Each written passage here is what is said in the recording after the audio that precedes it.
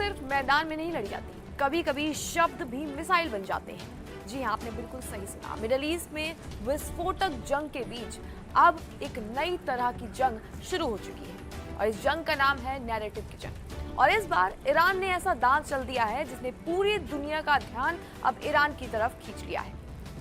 दरअसल ईरान और इजराइल के बीच चल रही भीषण टक्कर के बीच अब इस्लामिक रेवोल्यूशनरी गार्ड कॉर्प्स यानी कि IRGC का एक वीडियो सामने आता है और ये वीडियो सिर्फ मिसाइल का नहीं है बल्कि एक संदेश का है।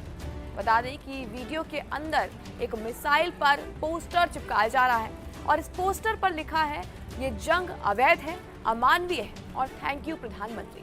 क्या है पूरा मामला, सिलसिलेवार तरीके से आपको बताते हैं। नमस्कार, मेरा नाम है कनिष्का और आप देख रहे हैं जी न्यूज का ये डिजिटल प्लेटफॉर्म।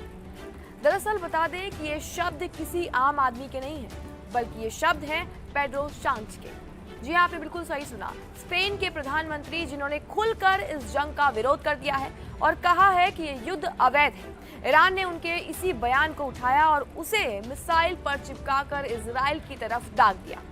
लोहा लोहे को काटता है, ये कहावत तो बिल्कुल सही सुनी होगी आपने। लेकिन यहाँ ईरान ने शब्दों से ऐसा तीखा वार किया है कि अब ट्रंप समेत नेतन्याहू के होश उड़ गए। अब सवाल उठता है कि आखिर ईरान ने ऐसा क्यों किया।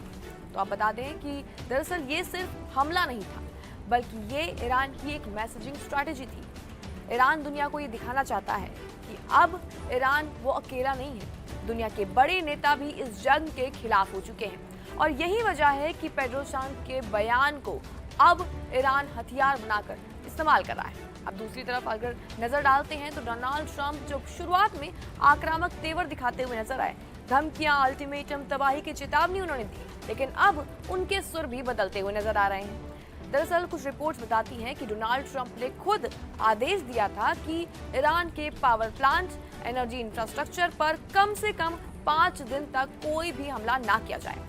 अब सवाल उठता है क्यों?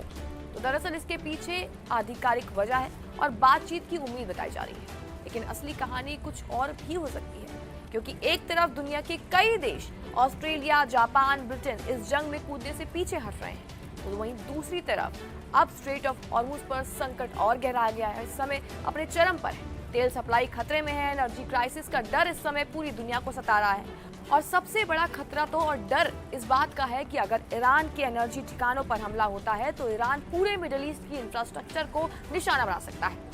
यानी अगर आग से खेलोगे तो जलोगे, क्योंकि ईरान ने साफ चेतावनी दे दी है कि अगर उसके ऊपर हमला हुआ तो जवाब और भी बड़ा होगा।